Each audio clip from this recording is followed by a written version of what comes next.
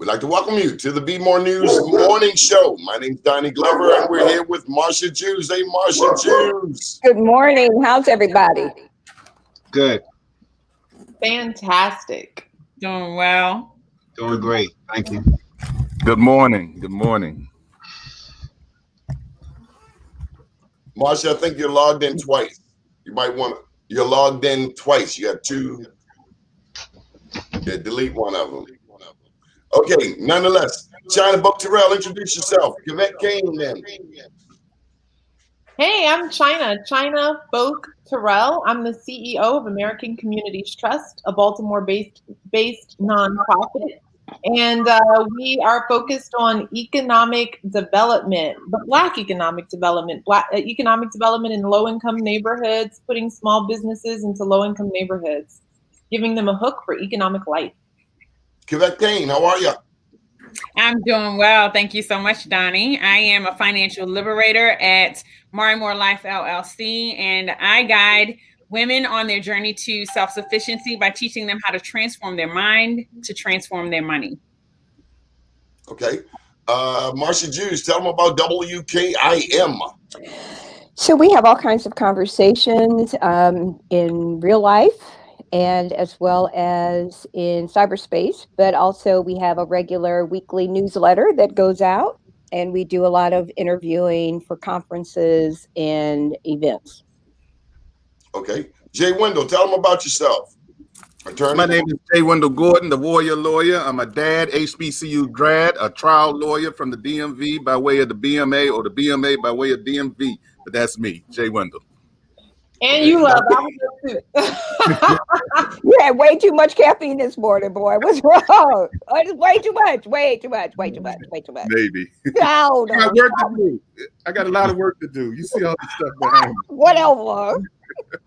We also have the one and only Dr. Tyrone Powers, the meanest man in radio when it comes to telling the truth. He did the most powerful demonstration I've ever seen in my life when it comes to Black radio.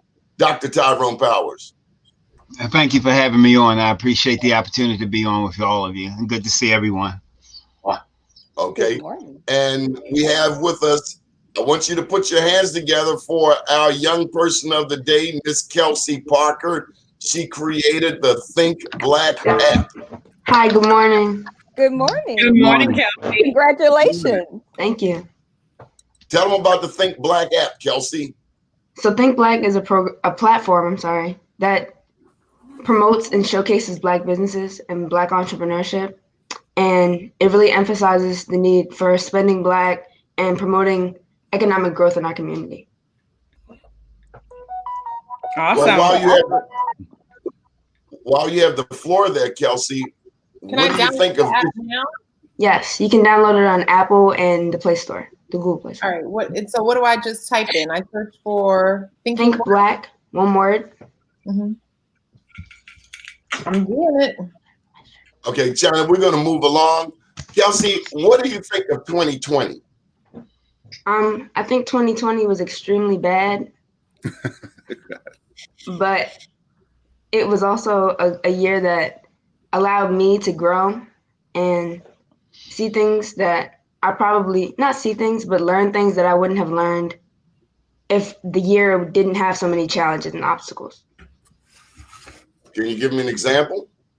The pandemic. I think the pandemic was bad, but it also gave me space to be idle and to grow and to learn about myself. And so I think it was unfortunate, but it was also productive. Okay. That's very interesting. Excuse me one second. That's very interesting. Sorry. Go ahead. Okay. You learned to grow. You were being still. That being still did a lot for you. What was happening inside of you when you first did the lockdown? What happened in your mentally and emotionally? Emotionally, the lockdown kind of started with my school being closed. My basketball team was going to the state championship, so that shut down. And so a lot of the things that I enjoyed really shut down because of COVID. And so I had a lot of reflection time to do, and I really reflected and kind of grew from it. So you did journaling? Did you do a lot of writing, or how were you able to express yourself? She Writing. started a business. Let her tell me what she did. I didn't ask you to tell me nothing. I'm talking to Miss Kelsey. Thank you, sir. I did some writing, some journaling. I did some talking with family and friends, and then, I did start my business because it was kind of an outlet. And it was something for me to do, to promote something that I enjoy, and then also just to do something fun. And so I think Black did both of those things. That's wonderful. Congratulations. I'm really proud of Yeah, you. congratulations. That's wonderful. That's excellent. Yeah. Now, Dr. Powers, you have a book out, Eyes to My Soul, The Rise and Decline of a Black FBI Agent. Is that your only book out? Yeah, I worked on it. I've written chapters in other books. I've worked on a few other books. I just put out the 25th anniversary edition of that book with a new foreword by Herb Boyd and a new introduction by me, kind of updating. And I'm finishing up 2 other books now. Black Ice is one of them, and the other one is Keep the Nigga Running, which is a quote from Ralph Ellison's Invisible Man, which is the end result of his book. The whole goal is to keep us distracted, keep us running, keep us in chaos. And I think if we go back and read that book, it was a novel that had so much truth to it about Black colleges and universities, their responsibility, the goal of Black college presidents, but also the goal of keeping us so distracted and so busy that we can never be focused on resolving any of the issues. So I'm using that quote from that book to kind of bring that book back. And also each chapter in each of my books will be titled after famous novelists, because I think our young people haven't had the opportunity to have the access or to be motivated by some of the readings we did, like Defy Next Time and Sula and those books. And I think how we introduced them to them is keeping the names out there in other forms, not preaching to them, but teaching to them by keeping those names in front of them. That sounds like a great book, but I don't know how to read it in the airport, man. What's that? I don't know how to read that in the airport. I just don't know. I got to cover the cover or something. Yeah, no, I don't think you have to cover the cover. I think that the people who see that cover in the airport, people who see that cover in the airport are already thinking the same thing. You just got it on the book cover. So. Oh man, I think white people might be I hate that word. What's that? I said I think anyone white might be afraid to read it in public. You know. Oh yeah, yeah. Alienated a whole. I need to caution you guys. Dr. Powers does not live in fear. When we were all on WEAA, I just told you he did the most powerful radio demonstration in the history of radio that I've personally ever seen. But thank you, Johnny. So he don't live in fear. Yeah, I just want to add to that. Toni Morrison, who is to me one of the greatest writers of all time, said that when we write, we should not write wondering what whites are going to think about it, how they're going to feel. We should write not going to do it anyway. To tell the story to help Black people. And she said the difficulty with some books that are written by Blacks is that we always seem to be explaining ourselves to whites, and they never seem. They write books from Russia, from London, from where, and they never in their books explain themselves to Blacks. But she says there seemed to be this responsibility that we have put on ourselves, that our writings have to explain ourselves to others rather than writing to us to help us advance. And she thinks writers get caught up in that. And she understood it in a sense, because if you are getting published by one of the major publishers, obviously some of the editors are white, so you're trying to explain it to them. But that's why she strongly suggested that we not do that, because she believes that actually hinder our progress, and it hurts the readers,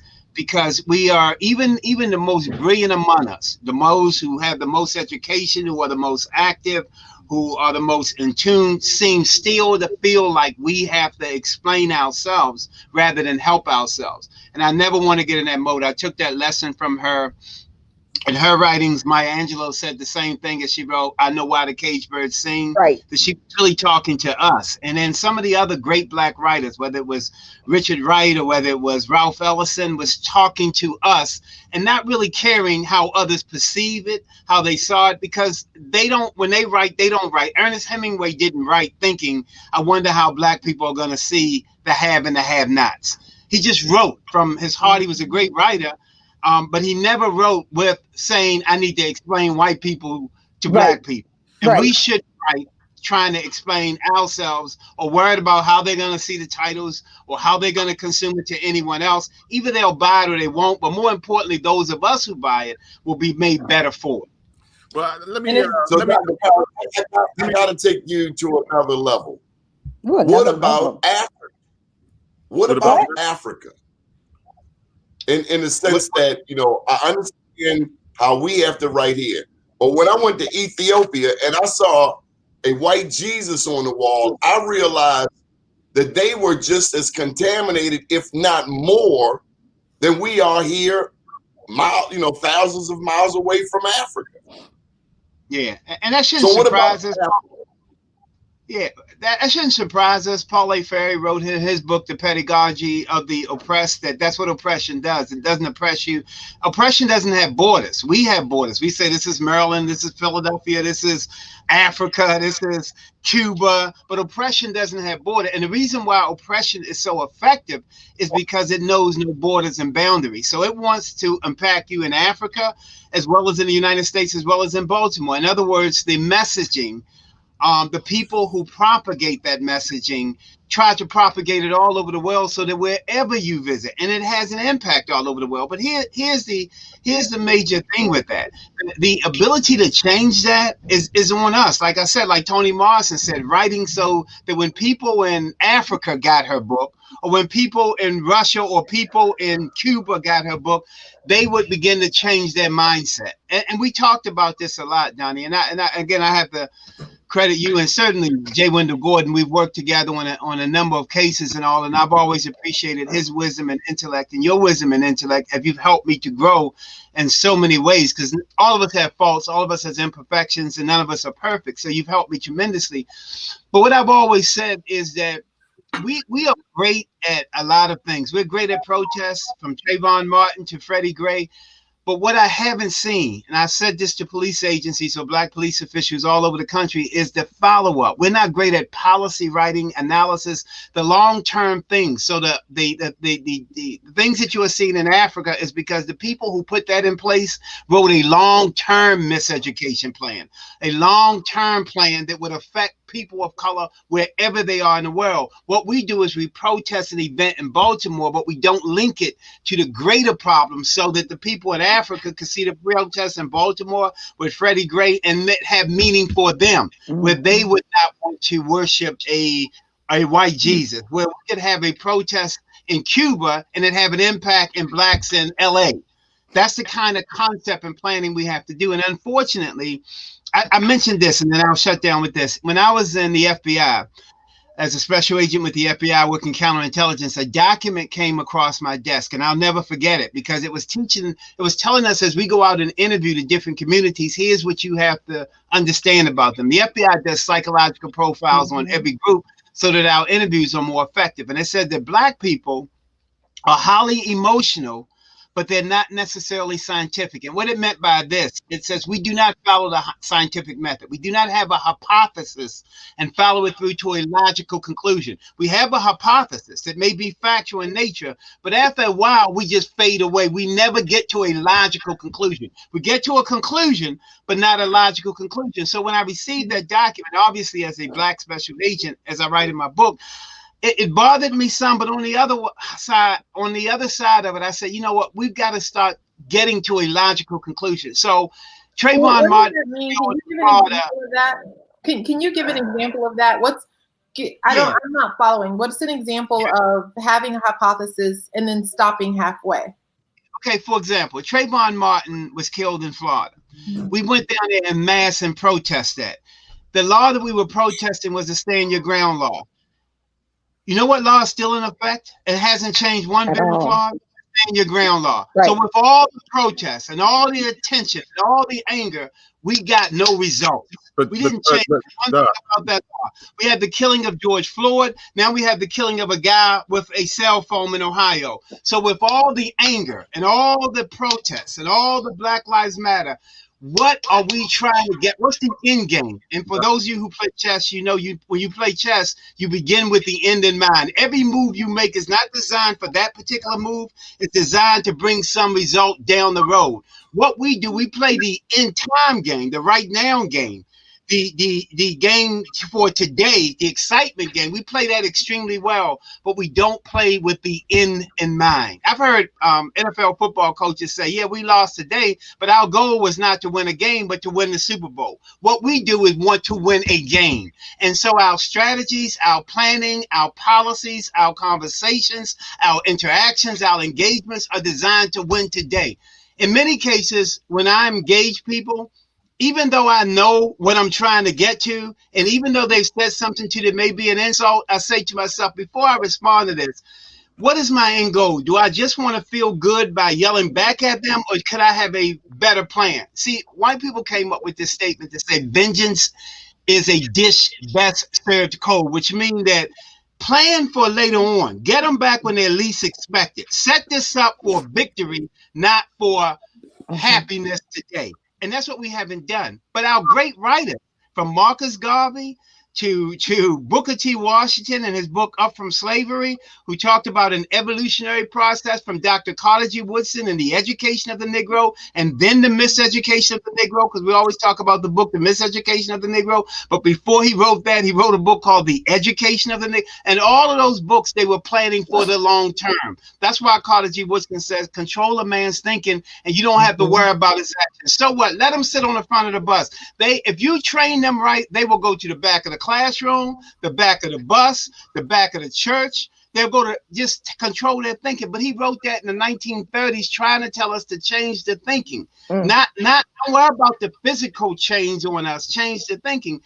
But our lack of reading and our lack of passing that on to our young people, other than in a superficial way, have led us to the condition we are in today, where we have 300 murders in Baltimore City. So, and we don't have to beat the children over the head. The Honorable Elijah Muhammad from the Nation of Islam, and I'm not a Muslim, but his teachings are so powerful. He said, teach the people, don't beat the people.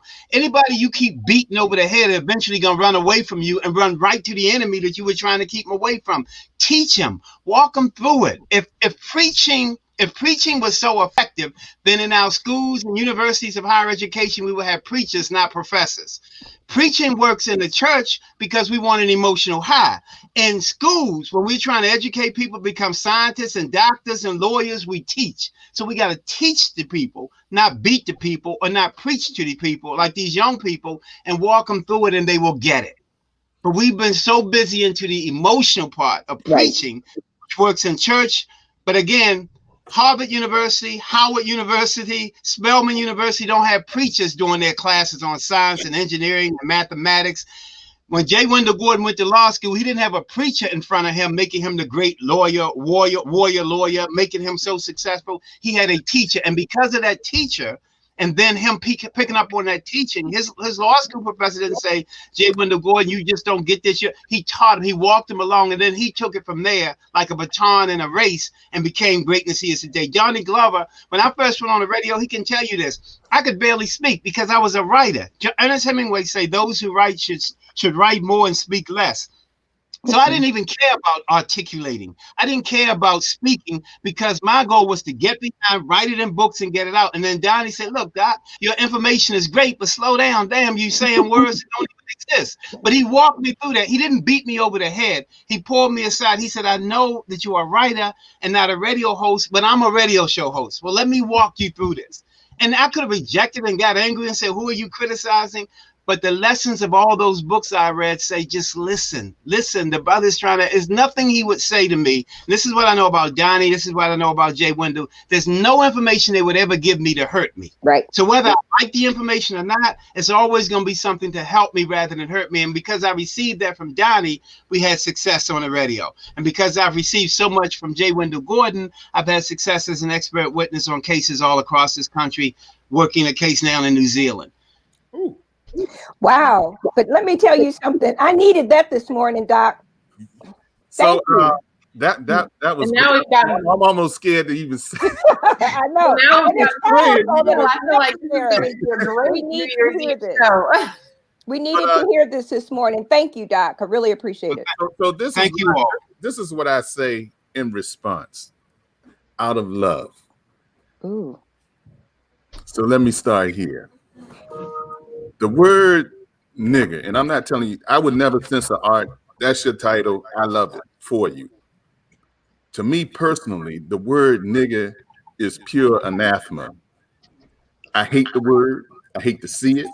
I hate to hear it. When you said it, I cringed. And not even because my son is here.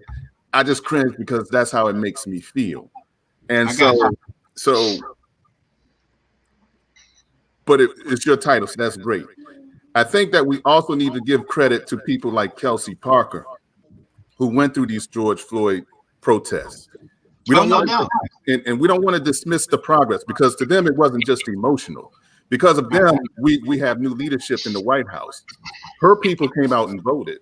Her people just didn't. They're looking at the long term, because they knew that wherever they want to go, they couldn't get there through Donald Trump. So they decided that we need more new leadership in the White House. And so when you say it's all emotional for them, no, it's not for them. It's not for me, who was out here coaching these young people, educating, for you, who was out here coaching these young people, writing books, reading books, sharing your knowledge, so that they understand that this is not an emotional high, but this is for legacy. This is for not only themselves but for everybody else. So I just disagree. Let me jump in here 1 second to add this. I agree wholeheartedly with the protests. The protests are very effective. It brings attention. I'm not disagreeing with that at all. And I'm not saying that they're just emotional at all. I'm saying it's incumbent upon us that as we do the protests, that already have a follow-up plan to change policy and practices.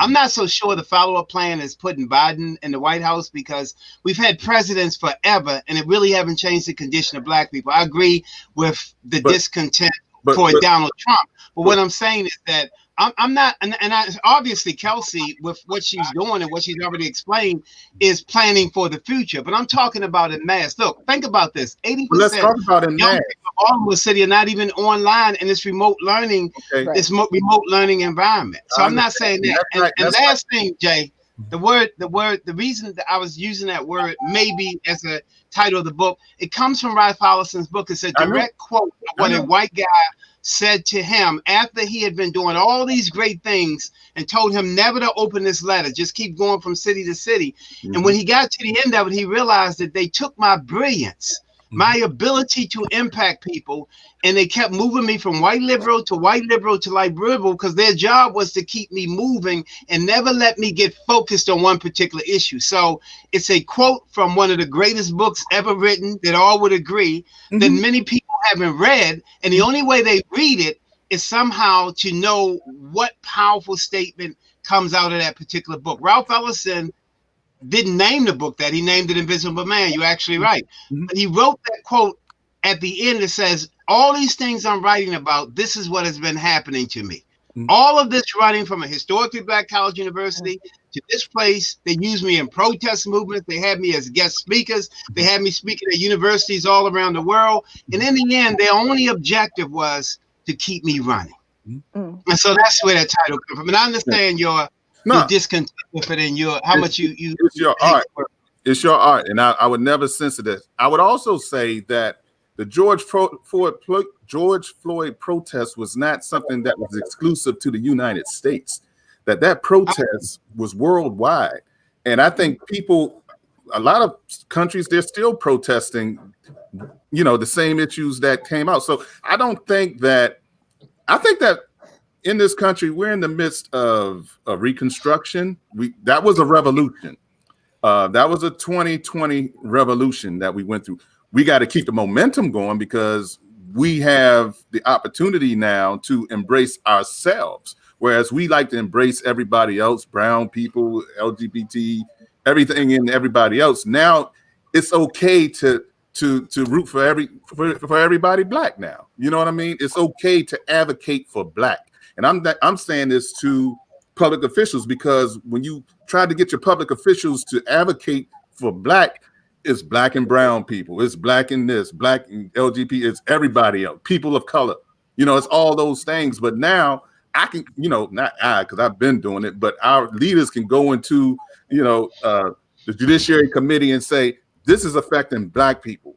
Period. And they can say it, boldly and without hesitation as they used to. So I think that we can't dismiss, this thing didn't happen overnight, so it's not going to be solved overnight. But I think that we're in the best position today to make some of the advances that we want. Now, Kamala Harris, I say this all the time, and I'm going to try to keep this short. There's what, 1, 2, 3, 4 down here, 5 up top. 9 of us online. Okay, they call it 6 degrees of separation. I bet between all of us, somebody either knows Kamala Harris or knows somebody who knows Kamala Harris. I bet you.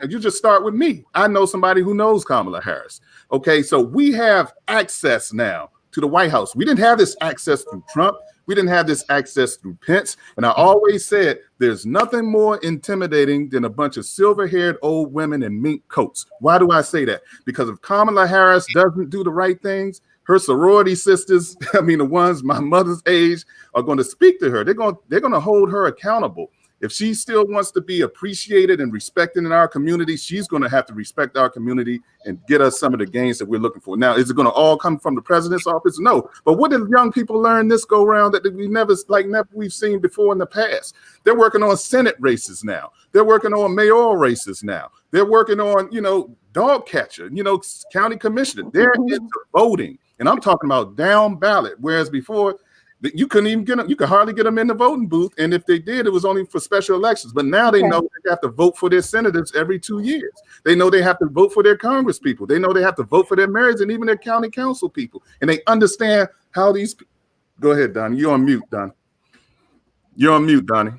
I don't want to take over your show. You're on mute. Unmute yourself, Donnie. Hit the button. Thank you. I heard you, damn. Attorney Bob DeShield, please help us out. Yeah, and I want to make this last point. You already made a point. This is the point I want to make. I want to say that my success. There's people like Bob DeShield who came before me, who are out here fighting these battles that I just picked up the baton from. I didn't start these fights. I didn't initially engage these fights. It was people like Robert DeShields, Edward Smith, and Elijah Cummings, who were in the one building together. It was a powerhouse law firm back in the day. So I just want to give show my respect to someone who came before me, blazed the trail before me, and is still out here doing it and doing it well. I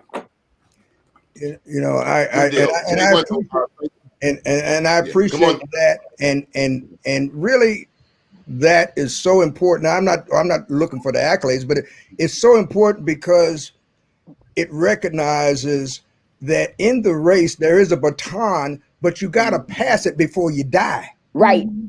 Too many times we die with the baton in our hand. Right. It means that the next generation got to stop to pick it up. Now, every time you stop, if you know how to run a race, that means somebody who's ahead of you gets farther ahead. No question. But the issue, Donnie, is, and we're also joined by Dr. Zolikoff. I asked him, at some point he's going to talk about this COVID vaccination program and how it relates to the Black community. But the issue is, it's very simple. Is now the issue today and always has been, who decides who decides. Oh, say that one more time. Say that one more time. Say that one more time. Decides who decides. That is the issue. That's what it means to go down ballot and elect more people, more Black folk. That's what it means who decide. That's what we're struggling to do. We're struggling to get to the position where we make the decisions for ourselves. That's what it's all about. Now, the other thing is, as I've said, I'm gonna let Dr. Z come in there right now. Being Black, we've allowed white folk to define for us what being Black means. That's a problem. Because according to them, all it means is non-white. But we know that there's 3 categories of African Americans, and I'm gonna say this and stop. That's colored, There's coloreds that still got chains on their minds. There's Negroes who are colored people with education and degrees whose primary job is to stop the third group, which is black folk, who are inhibited in their effort because they're surrounded by coloreds and Negroes. Oh my goodness. Okay. It's so and early in the morning. And so we've got to apply that in our own community first. We got to apply right on. When the Gordon talked about the sisters calling on Kamala, they're calling because, hey, you ain't showing up black. I'm having an issue with the categories of black people because you can. Go ahead. Go ahead. I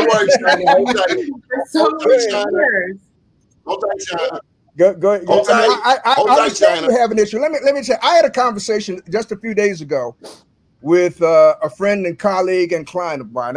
I said, you know what? This country has never faced the issue of reparation, of the debt owed black people. It ain't nothing going to be right till that issue is faced, okay? Nothing else is going to work.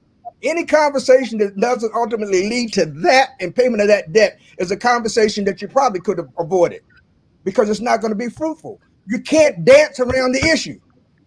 Jay Wendell would tell you the same thing. When I was in law school, they taught me one principle, and again, I'm going to stop. I say I'm going to stop, but I keep lying. Jay Wendell told me, and when we were in law school, they taught us in criminal law section, stolen property is always stolen property until it's returned to the rightful owner. It doesn't matter how many generations it passes through.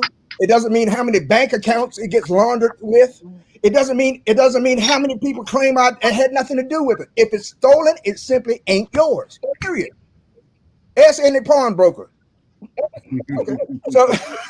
I just want to jump in. So I'm done.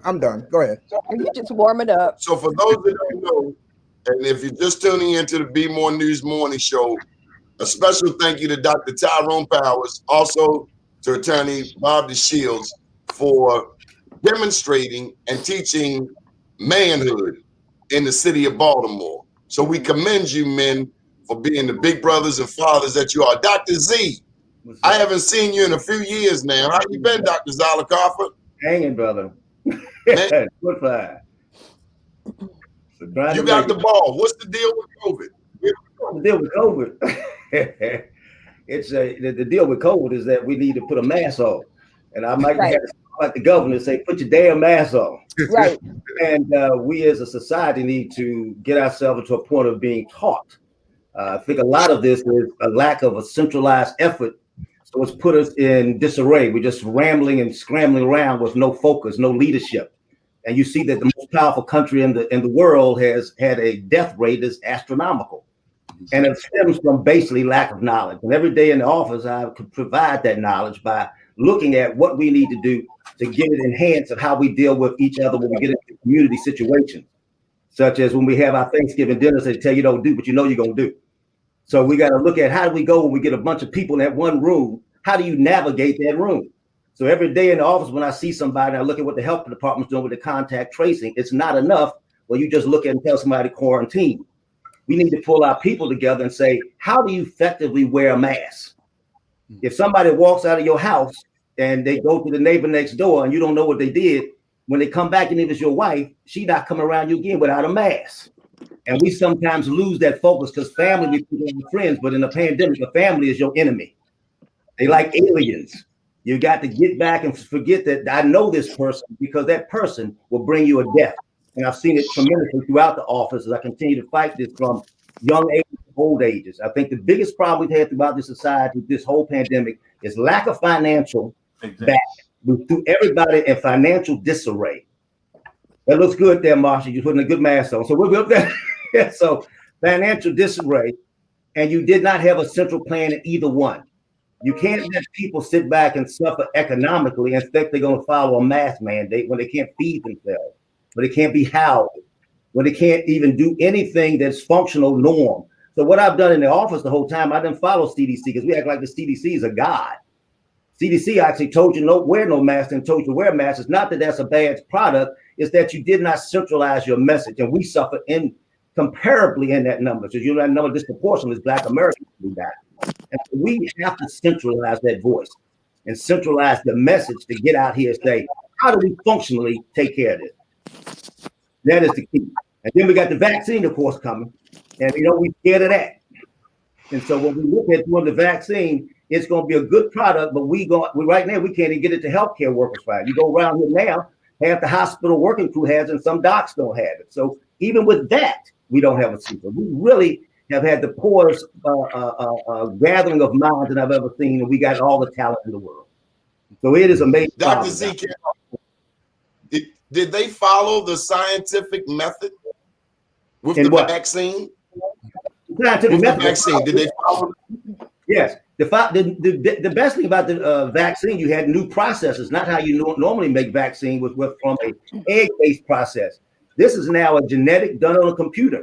That's why you could get out the Pfizer and the Moderna vaccine so quickly. It was done by a technique called mRNA, and that just is revolutionized vaccine production. So it was done with the scientific protocol and done very well. The main holdup in the past of doing things quick was always the FDA. We just took them out the equation this time. But I look at this vaccine as being very effective off the board. Wait a minute, you took it. Wait. So the Federal Drug Administration was not part of the approval process, and it was created on a computer? Yeah, basically, when you talk about how you do the approval process through FDA, you just took a lot of the barriers away. Okay. But making of the shot was actually more on a thought process, computerized, than anything, how to go about it. Then you applicably took that programming and put it into the scientific program. But what would they have possibly put into a computer to be able to ascertain whether or not it's going to protect a human being from a disease that has not been put in there? That's not live. You take the COVID DNA, and that's what you look at, is looking at the genetic composition to create the vaccine more on a theoretical thought process. Then you take it applicably to the lab. So then, is there any way that a human being would have the ability to intercept that and to add its own programmable numbers or whatever those little things are that get into the DNA genetic processing? No, once the shot is made, it's really nothing but an outward look at the actual virus. So there's no real actual infective agent put in any shot. It's just the outer shell of the virus, just created from the concept of software that for that particular one with the Pfizer and the Moderna shot. But did a human have to make that? A human person, no. Did a human have to make that concept, though? Go ahead and say that. Did a human have to create that concept for it to actually work, right? No, to program the computers. By human, correct. Okay. So, it's interesting. I'm glad you're on, Dr. Zollicoffer, and I know all of y'all are related. So I know Thurman.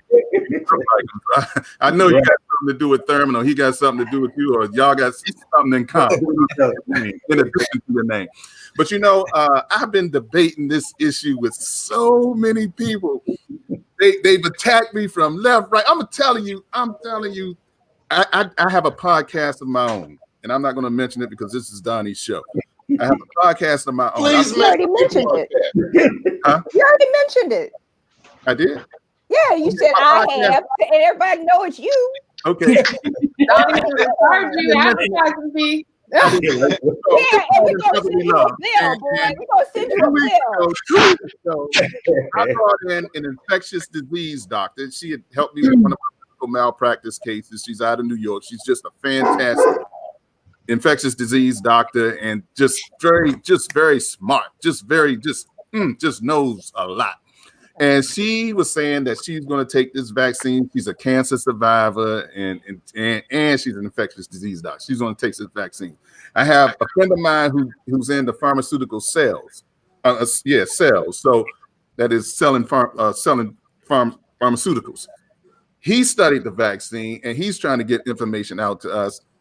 We Black people, we'll take heroin, we'll do mollies, we'll do cocaine and crack. But you give us a vaccine that they say is going to help us, and I ain't taking that. You know what I mean? I'm like, God, I reckon. So this joke is challenging me, challenging my Blackness, and I bet this joker doesn't even vote. So these fake behind Hotep brothers out here talking trash like they do. And so he's telling me, I'm like, look, he said, well, they targeting Black people. So I've read the studies that was filed with FDA. 33,000 people were were tested with this vaccine or with placebo. That's a huge number that you have to clear in order to get some drug pass. Usually the numbers are less in the 1,000, 2,000, hardly ever more than 10,000. But we had 33,000 people tested. 83% of the people tested for this vaccine when it was in the developmental stages were white people. 9.1% of the people who were tested were black people. So you say the vaccine is targeting black people. Well, black people weren't even a part of the testing hardly. They're like 10%, 9.1% of the testing. Everybody else was everybody else. So now the vaccine is out. All us black folks are saying, we ain't taking it. And I get that to a certain extent. I don't want to be first in line. Quite frankly, I don't want to have to take it. But in order to contain or curtail the spread of this disease, the vaccine has a 95% effective rate. 5% of the people, it might be some deaths, and that's not something that I'm happy about. 5% of people might not respond right appropriately to it. You saw somebody falling out in Alaska talking about the vaccine. But if you got a 95% effective rate, I say heroin is probably 95% effective in order to get that result. Crack is probably 95% effective. Marijuana don't make everybody high, but it's probably 95% effective. So when you got this vaccine out here and these black doctors, not only do the ones that I know, and you probably don't want to say because you don't want jokers jumping on you, but I can take the heat. The black doctors I know, they said they're with it. They're fine with it. And so and black doctors were responsible for developing the vaccine. Now, this COVID-19 vaccine, COVID has been here for years, ladies and gentlemen. If you look in the back of your Lysol can, they'll tell you that Lysol kills COVID. And the COVID vaccine has been studied for like 18 years. They just What's your point? My point is that we need to be more open-minded about this vaccine. And if the black doctors that I trust say it's safe, and they're shooting it in their arms, I'm gonna let them go for about 6 months, however long it takes. But I'm not gonna flat out say I ain't gonna take it. Thank you. Well, I think I think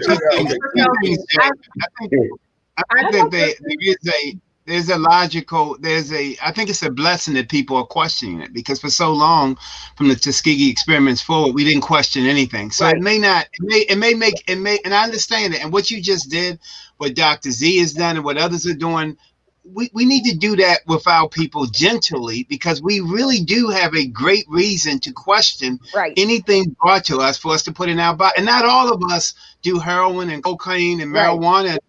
Most of us don't, to be quite frank with you, across this nation. Most black people are just trying to make it. They're living. They're trying to stay alive.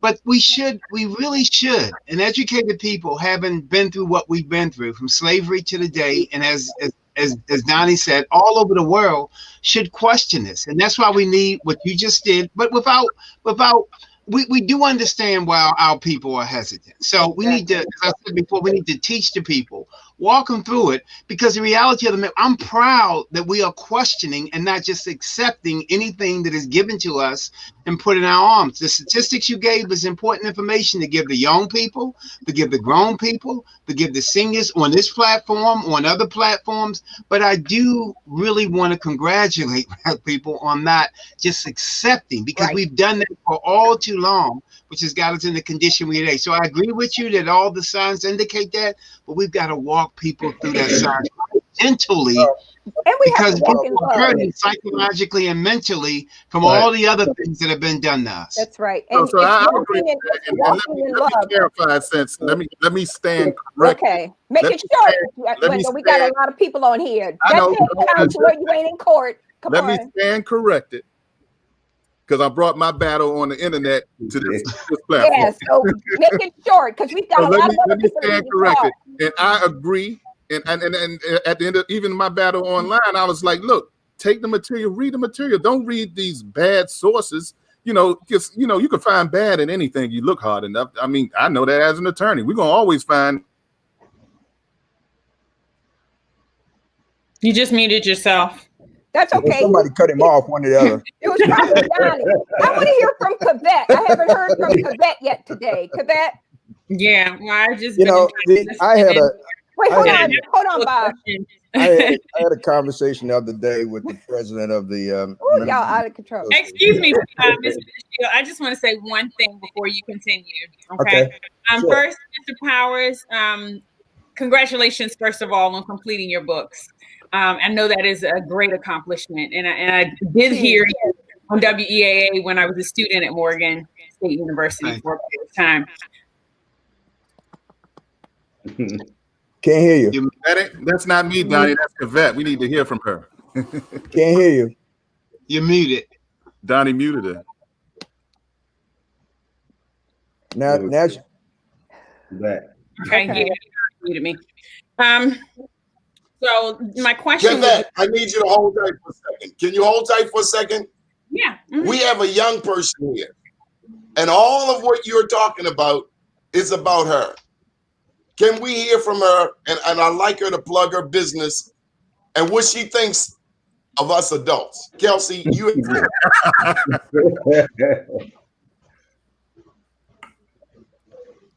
Mr. Kelsey, Donnie, you're if breaking we up. do nothing, we have to pass the ball to you. So come on. Kelsey? I'm sorry, sir. Is this about COVID? He's asking your opinion, sweetie, First, I about want you all of the I things want that you have to been plug talked your about. business. So how do you feel about the vaccine? Yvette, I can speak. She can't hear you, Donnie, because you're breaking up.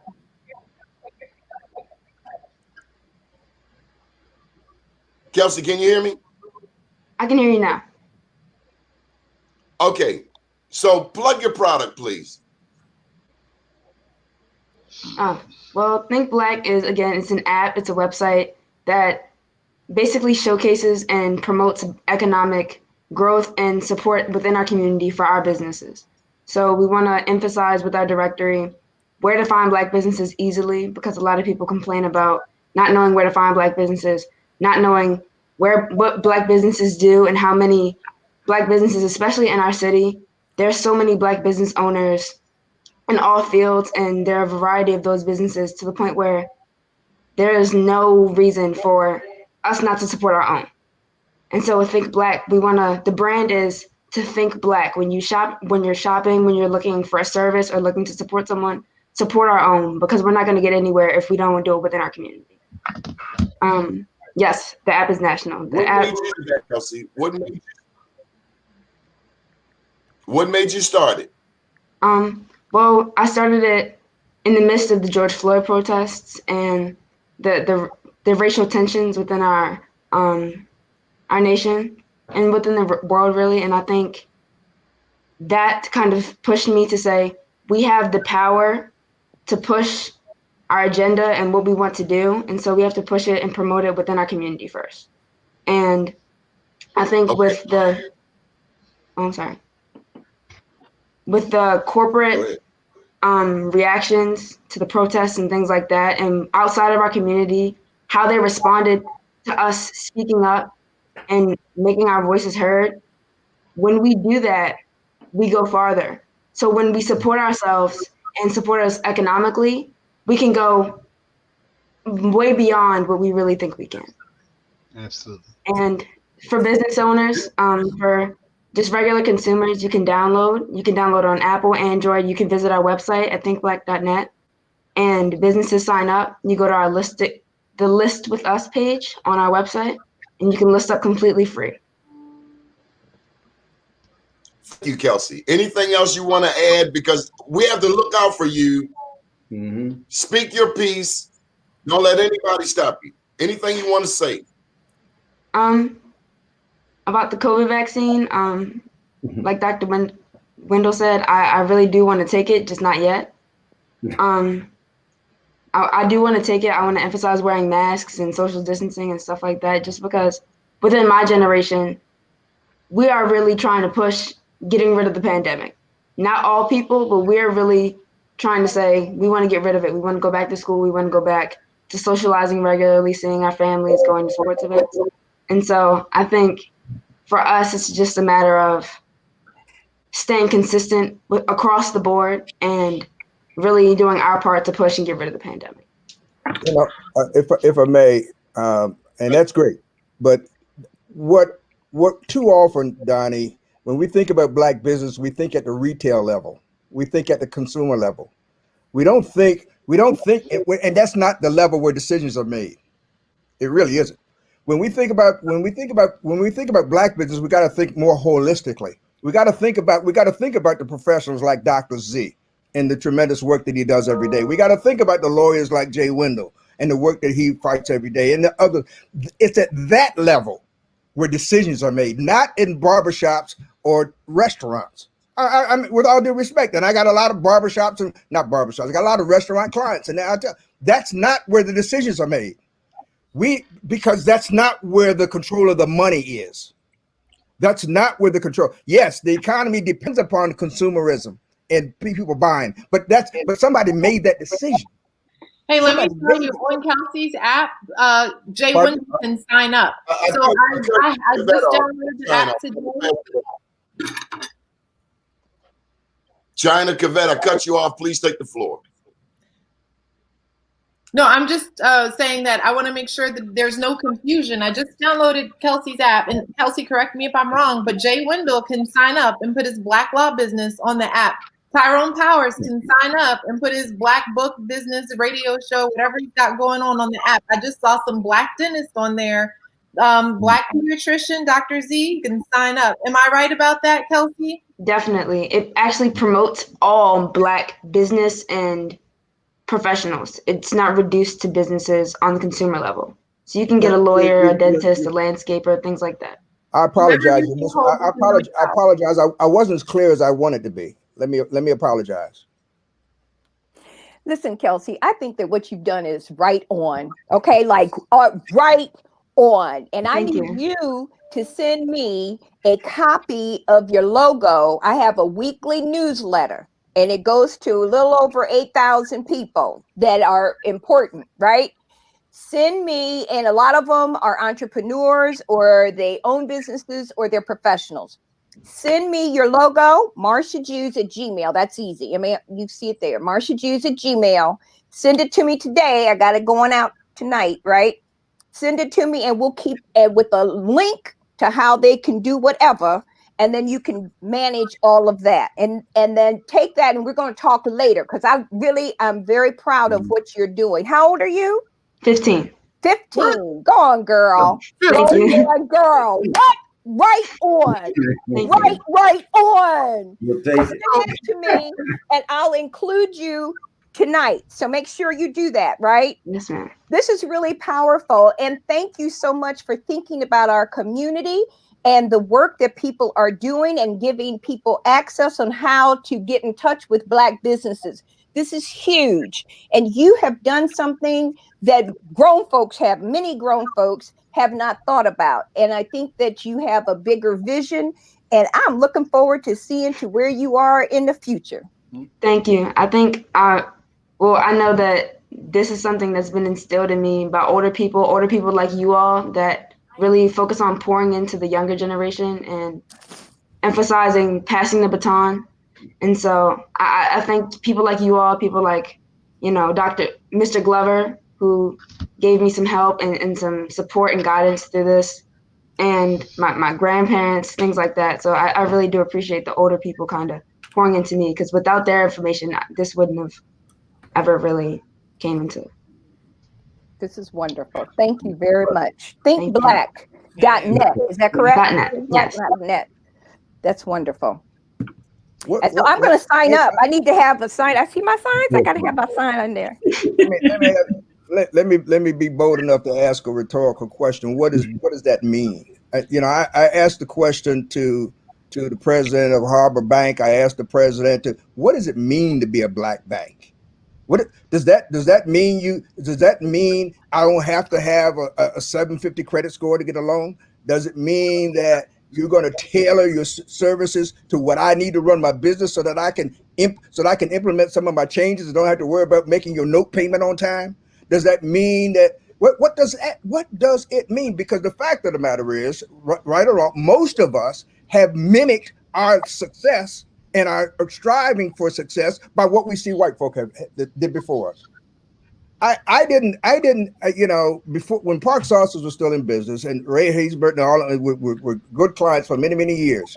But the fact of the matter is, Park Sauces didn't hire me to represent them in labor negotiations until they found out that I represented a white company.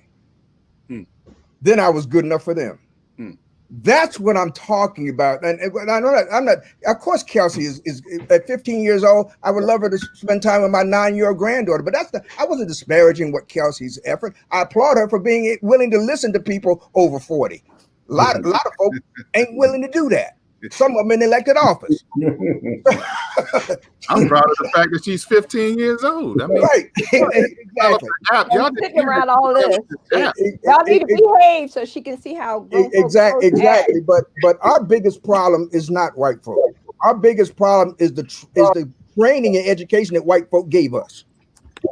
When somebody said that, I read the other day, 80% of all the judges, they say, come from black schools, and I deliberately don't put the H in front. If Jay wouldn't have been through that a few months ago about that historical business, but 80% of the judges, they say, came from black schools.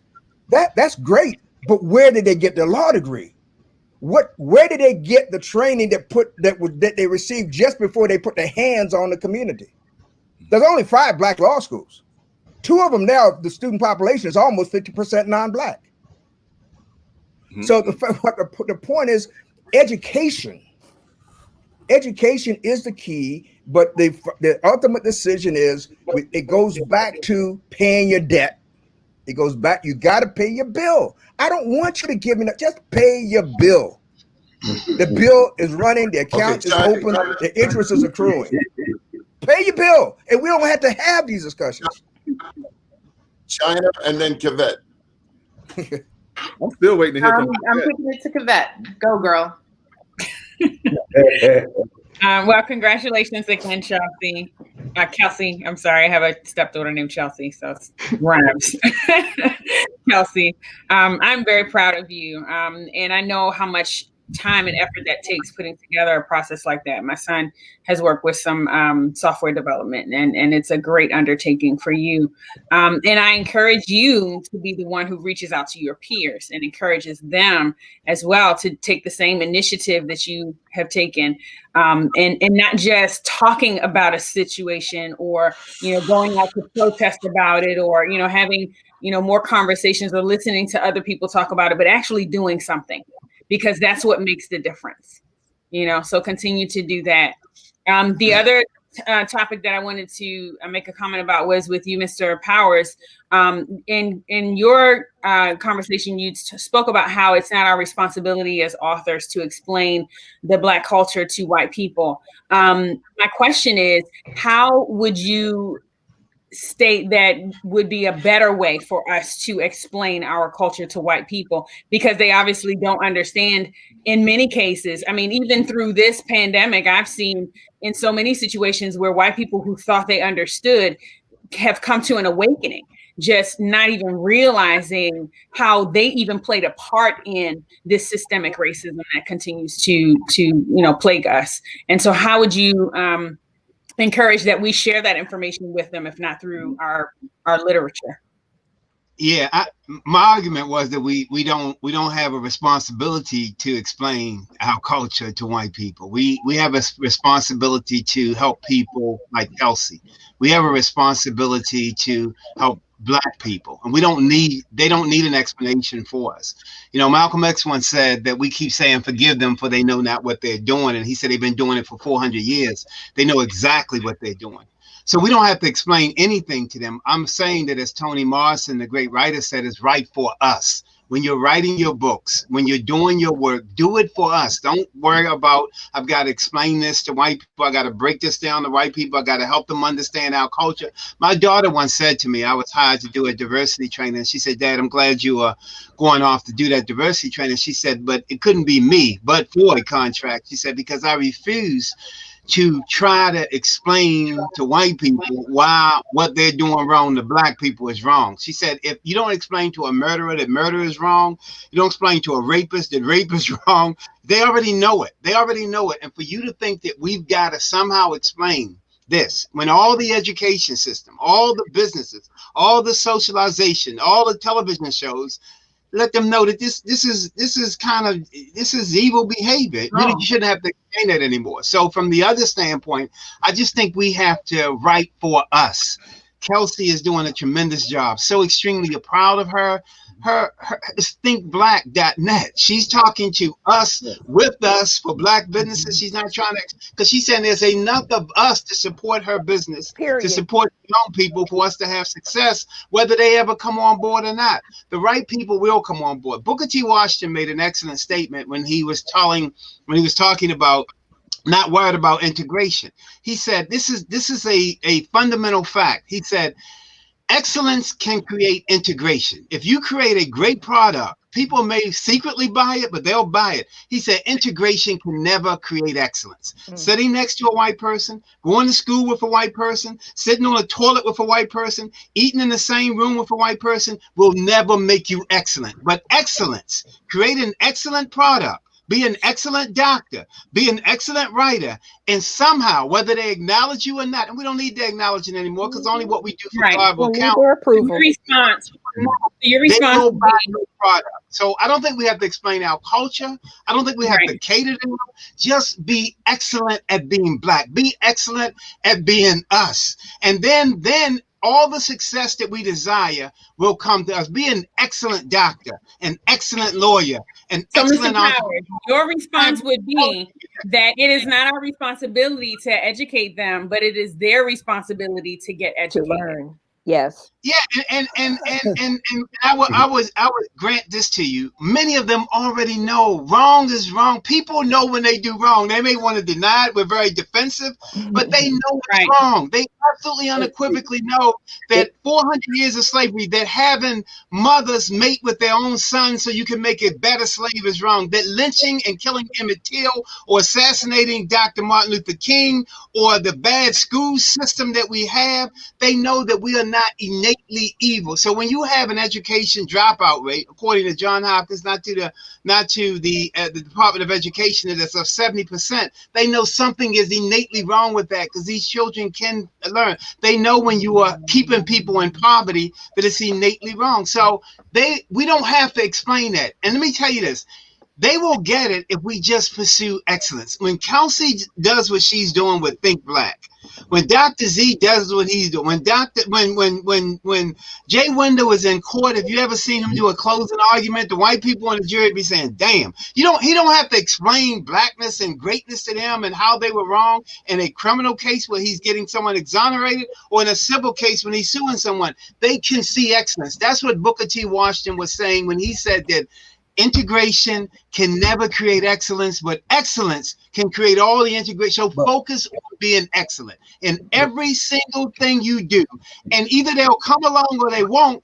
But let me tell you this, the other way around, training them to like us or trying to get them to understand our culture, they got to do that on our. We don't have to get them to understand the development of nuclear weapons when they're going to develop a new nuclear weapon, or how to build a submarine, or how to build a better car. We don't have to say, well, let me tell you the culture of this. When they want to learn something and know something, they will know it on their own, just demonstrate it. That's how they stay. I work counterintelligence in the FBI, counterterrorism. Counterintelligence is finding out what everybody else is doing, pulling that intelligence together and doing it better. Last thing.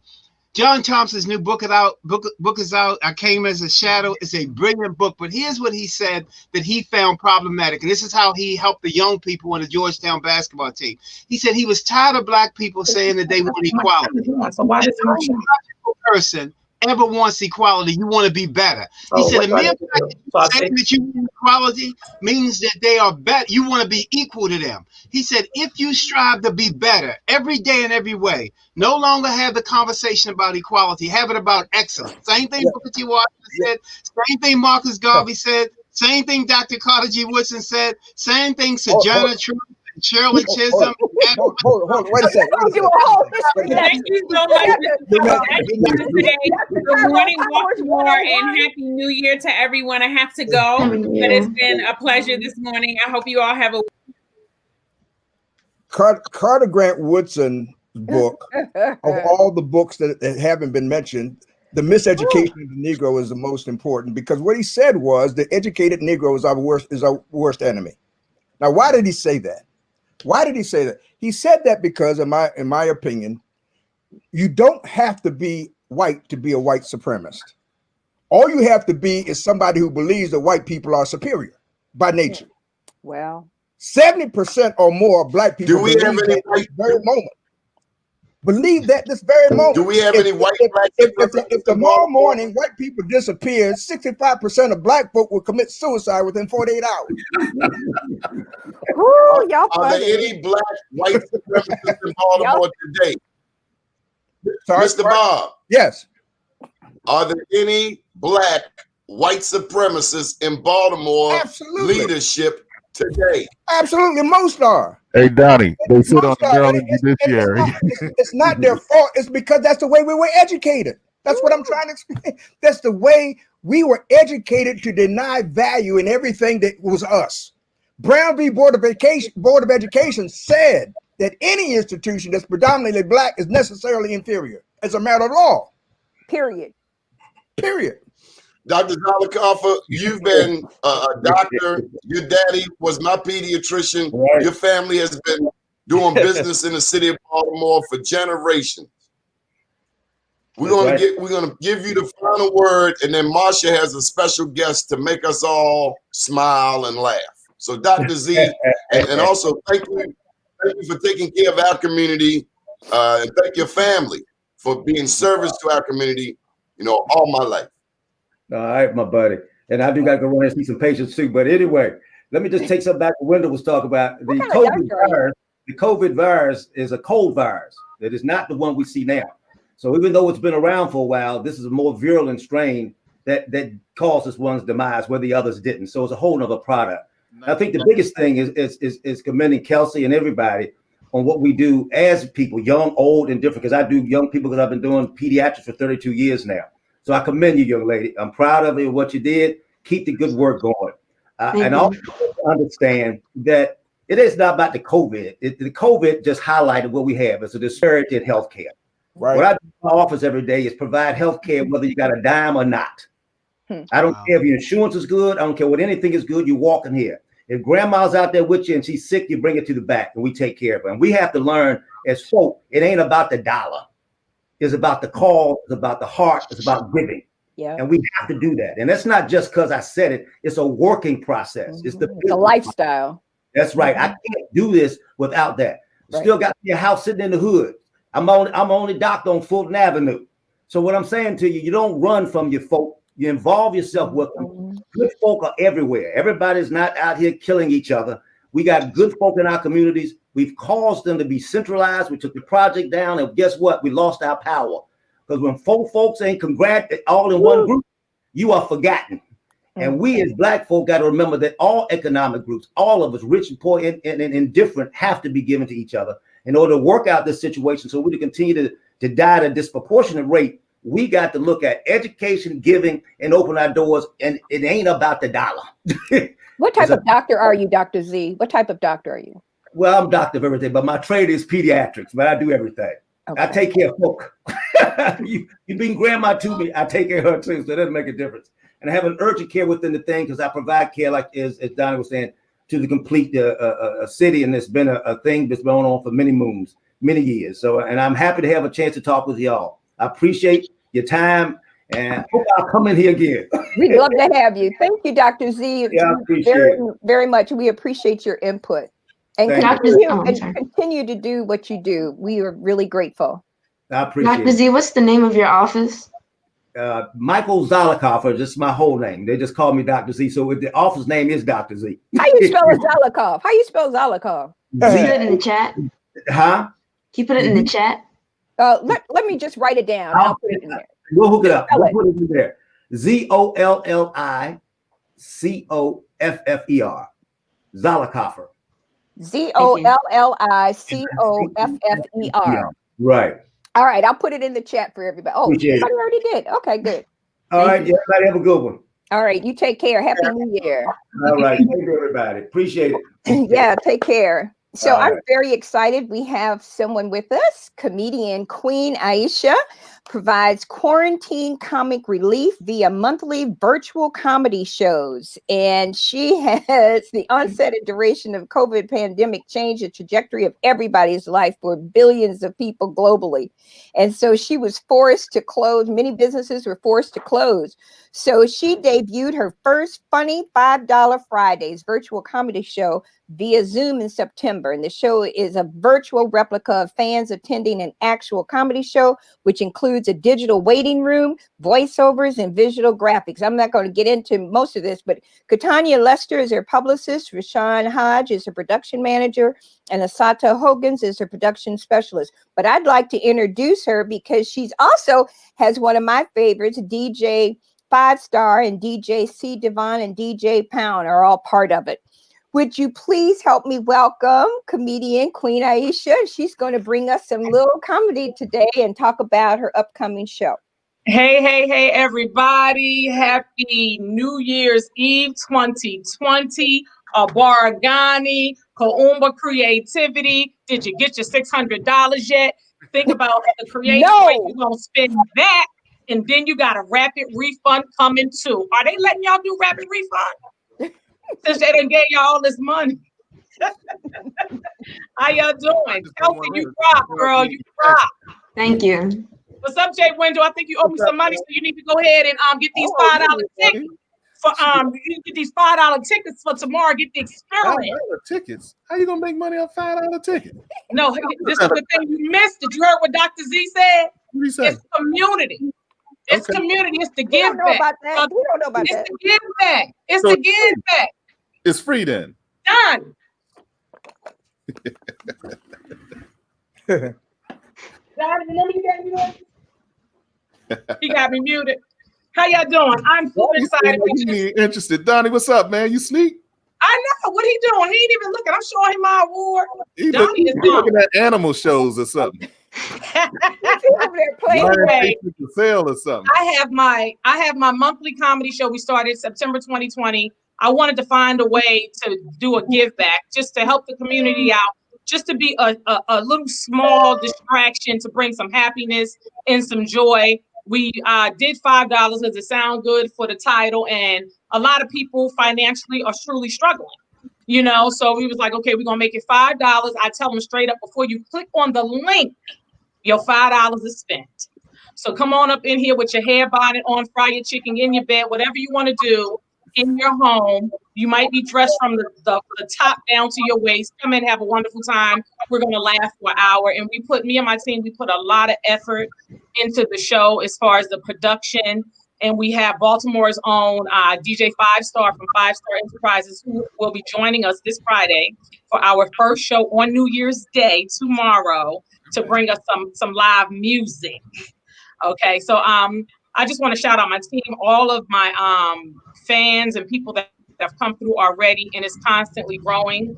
It's a lot of fun, and I'm grateful to be able to offer my gift to the community in this way. Now, Queen, I may have missed it. You probably said it, but kindly indulge me. What platform are you going to be on? This is Zoom. This is through Zoom. Okay. Mm-hmm. Because you watch through Zoom, you buy your ticket through Eventbrite because everybody want to eat. Okay. So I really commend that. I always thought that comedians had that special gift that they could really excel in this climate, doing exactly what you're doing. So I commend you for doing exactly what I was thinking that I would do if I was a comedian. I wonder if I could do it sometimes. You're very funny. I do anything to make somebody laugh except say something funny. You know what I mean? I work on it, but you never know, you know. But I do commend you for what you're doing. I'm going to come up with my $2 to get in your. No, it ain't $2, boo. It ain't $2. You need to add $3 to get up in there. And plus, it's $1. Look, it's $1.94 service charge because Eventbrite want to eat too. All right, so I'm gonna come up with my $6.94 to see some comedy. I want to see some comedy. I want to listen to some music. Look, I'm ready to do all of that. I want to dress half up, half down. You know, I'm gonna do it all. So all that. You can come with your food, your drink. We're gonna have a toast for tomorrow.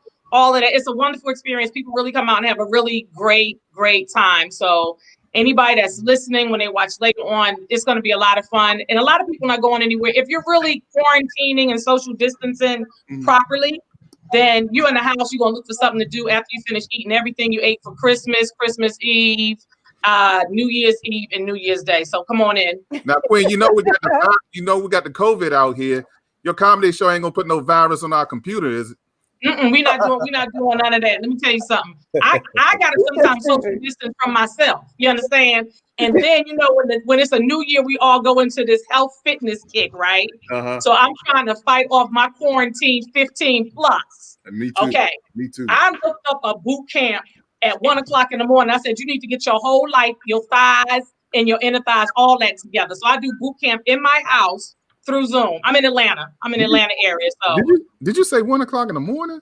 I don't boot camp at 1 o'clock. Okay. That's how frustrated I was with myself. Okay. I was like, you need to get your life together. And I started searching and I found a Black-owned boot camp company. You had to use the bathroom at 1 o'clock in the morning. That's what that was. Well, I do that too, because let me tell you something. Jay, don't get caught up. I just turned 50 a month ago. Okay. Congratulations. To the club, all right. That's right. It's different at 50. It mean you gotta go right now. You understand? You don't hold it no more. You still a baby. Come on. That's okay. That's okay. But here's the thing. Now the young guys trying to use me for my AARP. They trying to use me for my AARP. Kelsey down there like, what the hell these old folks talking about? Yeah, right. Kelsey, I'm not too much older than you. You're going to be one day. I'm playing tricks on you. You're going to be old one day. Look, AARP is like sending me all types of things, right? And guys is hitting on me. It's like, I want to take you out. After you use your AARP discount, I'm going to pay for the food. That's disrespectful. It's very disrespectful. But yes, we're going to have an awesome time on tomorrow. We do it every first Friday, no matter what. Okay. No matter what. And how do we get in touch with all of that? So in order to purchase tickets, you can go to Eventbrite and you can Google and you can do a search for Queen Aisha and you'll see the tickets, or you can go to, it is https:// bit.ly/QAFF5F. And I can put that in the chat if you need me to. Yes, actually, it's already in the chat. Queen, anything else you want to add? We got to close this show out. That's it, Donnie. I've been trying to get your attention. Donnie, I've been trying to get your attention and thank you. What you watching, cartoons? What you watching, President Tang? You watching President Tang? He done had his last supper. We kept doing a countdown on him now. We doing a countdown. Well, he got something for all of y'all on January 5th. He waiting on you. I already voted in Georgia. I already got my vote in. What is it, January 5th or the 6th? Whatever that date is. This is election day for Georgia. I think it's the 6th then. He got something waiting on y'all. He said. Donnie and Marsha, thank you so much for having me. Y'all can reach me on all social platforms, Queen Aisha. It's QUEENAISHAH. Peace and blessings. Happy New Year. Be well. Be safe. Wash your hands. Where you going? Where you going, Aisha? Okay, so Dr. Powers, we want to thank you for your patience. We had to bump Leslie from the waiting room in order to bring that other guest in. So it wasn't anything deliberate. People are also watching the show on Facebook and on YouTube. So please let Leslie know it was nothing personal. We just had to make room for Queen Aisha. So with that said, Dr. Powers, 2021 is here. You've taken the time to join us. You've demonstrated manhood to us. You've reminded us of who we are, to be strong, no matter who is against us. Your word for 2020 going into 2021. We're resilient anyway. I just think we need to persevere and continue to support those like Kelsey. Thank you for working with her and everyone else who is going to download her app. And we need to continue to support the young people, teach them, not beat them, and just continue to get better. We're resilient people. We've been through a lot. And so a pandemic is probably less troubling to us than it is to others. But we just need to persevere and keep learning. The city of Baltimore, what do you foresee in 2021 for the city of Baltimore? Well, it's difficult times for Baltimore. I mean, we have new leadership. I'm hoping that it works out for us. It's really going to depend upon, Donnie, as we've always said. It's going to depend upon the people and people like all of us on this particular broadcast to kind of change things in this particular city. I mean, we have a lot of people in positions of power who pontificate, but really haven't put long-term changes in effect. We're going to have to hold their feet to the fire, make sure policies have specific outcomes, and the police department specifically. I mean, we have a homicide problem, but we hardly ever hear from the chief of homicide.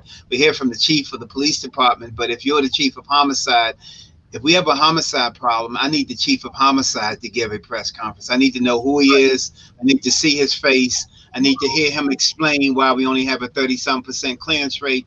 Because the fact of the matter is, if you are homicide detectives and you're not solving homicide, you're no longer a homicide detective. Why are you employed? You might as well be a story detective. So we just need to ask those questions. And I don't think it's all their fault. I think we don't ask the right questions even when we have them in front of us. I think we don't ask them about what's being done. I think we don't ask them about, are they working with ATF to trace and track guns in here? We need a gun trace task force unit. We don't need to disband it, but we need a gun trace task force unit with integrity. Unfortunately, a lot of times we get rid of things and it's not the unit that wasn't effective, because we do need to trace guns. We just need them to have some integrity and some morality. We've gotten rid of the organized crime unit, the gun trace task force unit, as if the unit itself was bad rather than the people in the particular unit. And I think we have to ask the right questions. We are all too often allowing them to give us answers that wouldn't make any damn sense to a group of intelligent people. Again, do any of us know the name of the chief of homicide? Not the chief of the police department. We got a homicide problem. We got a shooting problem. And but for a great shock trauma unit at University of Maryland, we would be at 400 murders. It's not that we're not trying to hit 400. It's that the doctors are getting better because we're using military trauma doctors to treat people with gunshot wounds. And so we're getting progressively worse. And at the same time, we're not asking the questions to change things. It's not a matter of people coming forth with information. That's important, but people who are afraid of both the cops and the robbers are never going to help either one of them. And so there's some things that we can do. And with platforms like this, with what Kelsey's doing, with all the people here, we have to ask the right questions, and we have to get beyond just pontification, just questions, rhetorical questions year after year, and make them put in strategies that are extreme. Results. And I agree. And maybe what you need to do is, Dr. Powers, is go over there and work as a consultant. They need to hire you to help them deal with how they need to be setting up that infrastructure for real. Is the consent decree working? The consent decree is an excellent device, Donnie. Constitutional policing and good policing are never mutually exclusive because constitutional policing is always supposed to be the right way to do it. So people who say the consent decree is holding us back, that's silliness. And for us to accept that, in other words, if you're a police officer doing the right thing, if you develop probable cause, which is not, listen, if I'm watching drug dealers deal drugs, if I watch them long enough, I'm going to have probable cause. It's going to be constitutional. Right. It's going to hold the court if I know how to write. So the excuse that we're not acting because of the consent decree would only work on the people who are ignorant about how policing is supposed to work anyway, because policing is supposed to be fundamentally constitutional from its inception, from Sir Robert Peel to Sir Henry Fielding. Policing was always, so that's if the commissioner or police officer, the FOP is saying that, it's because they think we are ignorant. And once we decipher it, Donnie Glover's saying, I'm watching people sell coke, dope, ready every day. in front of the police, because the police, since the consent decree, have taken a knee and refused. No, well, listen, if you refuse to do your job, then you should be removed and we should bring somebody else in. A consent decree enforces constitutional policing. So what are you saying? That the only way I can be effective if you allow me to throw out the Constitution? You have to declare martial law? That's silliness. The police officer seeing someone who's dealing drugs in front of them have probable cause, and there's no law in this nation now. That's because of poor leadership, poor direction, and poor policing. There's no way that a consent decree that can prevent you from acting on probable cause. And if we accept that, Donnie, then we're just that's just ignorance. Because nowhere in the country.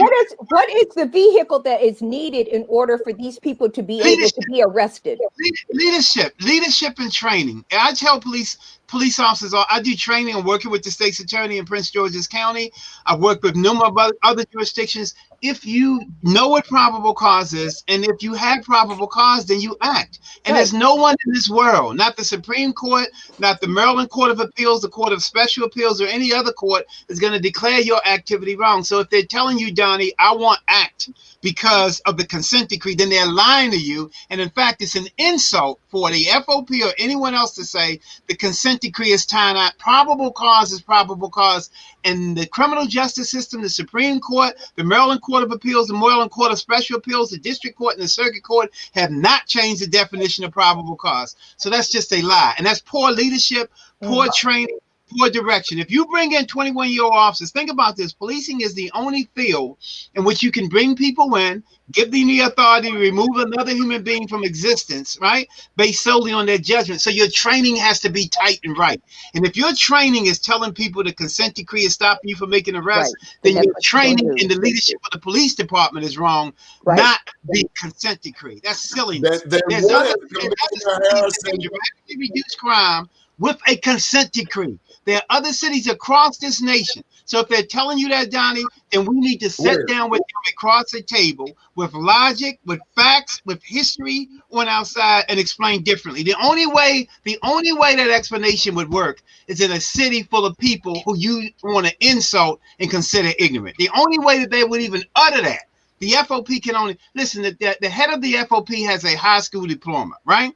He's never done anything but policing. How can he tell you, right? I'm not suggesting that a high school diploma will make you dumb, but I'm saying, why would you automatically listen to him just because he's been elected head of the FOP? Why would his word be solid word when you don't have any of his other credentials? All I'm saying to you is that that's a lie. It's a nasty lie, and it's a lie that too many of us have bought into. I'm watching these streets, and the cops are not checking people selling coke and dope, standing on them.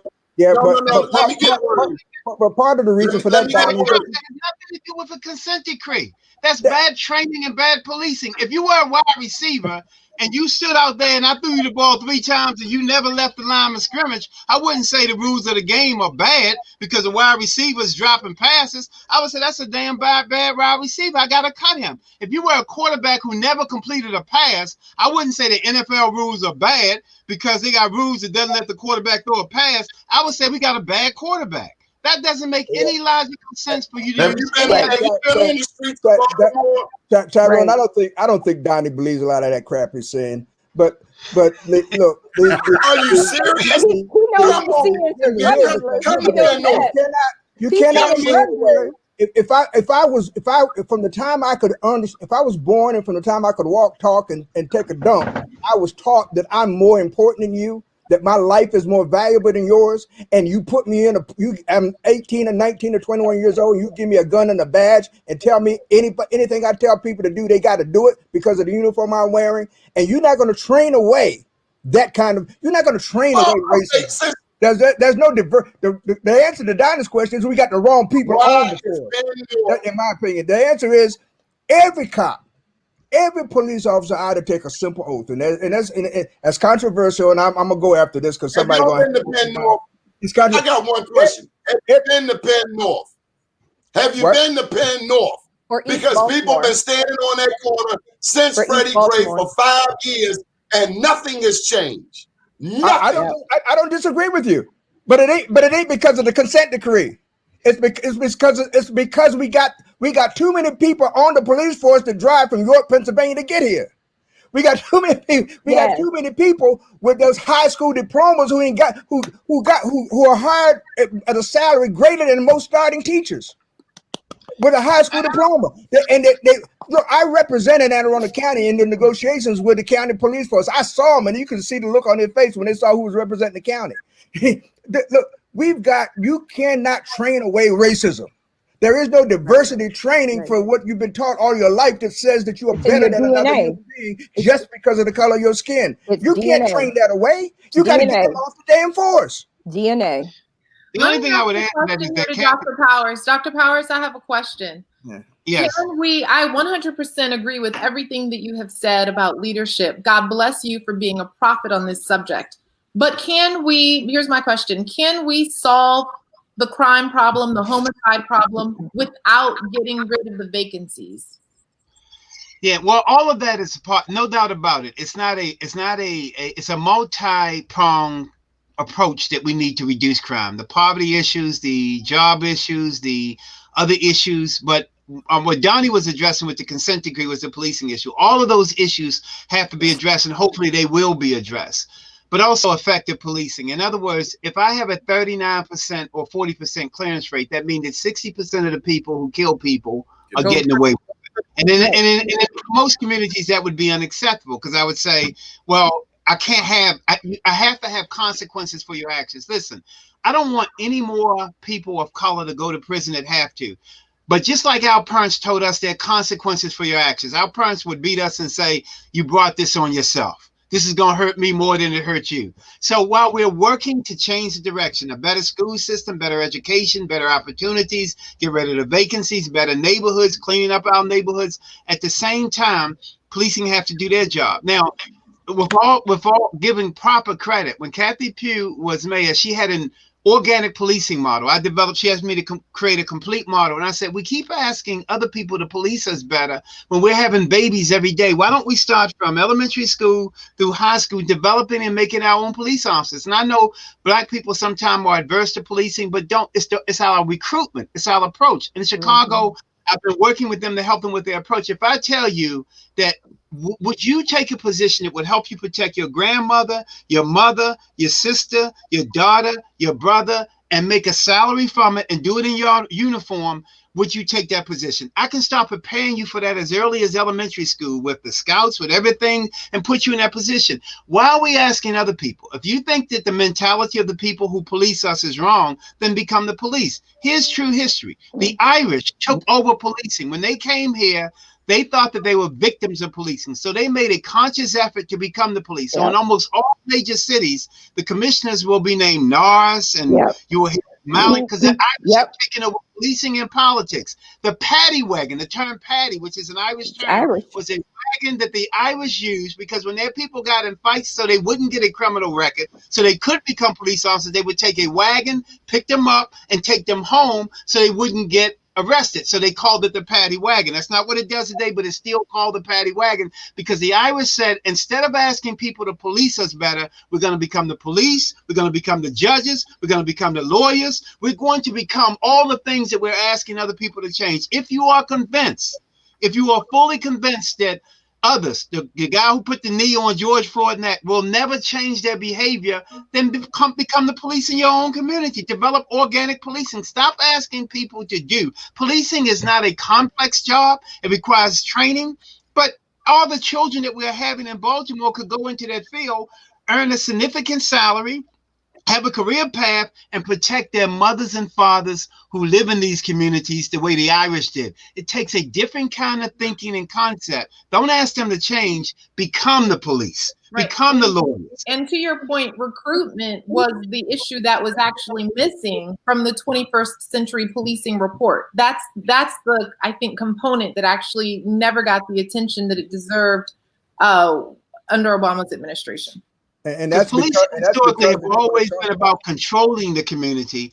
And the reality of the matter is, if just like Donnie's a major advocate of entrepreneurship, if you want Black people to own business, why wouldn't you want Black people to own policing? Why wouldn't we grow organically our own people to police our own community? If you want to be self-sufficient, listen, there's no Black police officers in Israel. They're all going to be Jewish. Right. There's no Black police officers in Saudi Arabia.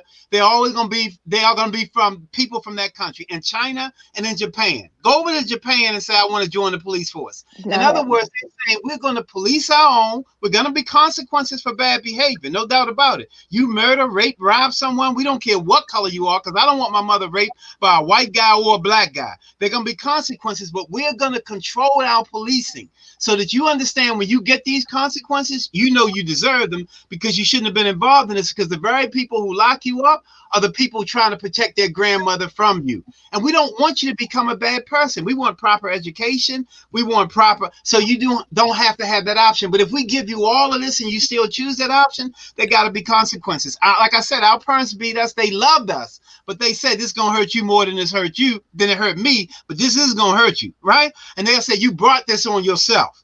They still loved us. So if black police officers arrest rapists and say, listen, you brought this on yourself, but you are going to jail, ain't no doubt about it, the consequences for your act, then we understand that language intuitively, instinctively. But stop asking other people to change their behavior and become those people, take those positions and jobs. I don't understand you can have a city that's 70, 80% black and have a police department that's 70%. That makes no logical sense when we keep having babies who are looking for employment. That makes no logical unless you understand that black kids are prohibited from joining the force because of the system that was designed to keep them off. Remember, Baltimore City at some point, we have to defeat the system. Organic police, developing young people with character. And let's say that I start developing young people with character at elementary school, at middle school. Let's say they don't decide to become police. After I developed all that, then I've got a person of character who can go become a doctor or a lawyer or anything else. What I'm saying is that you're right. Systemically, that has, but we can't.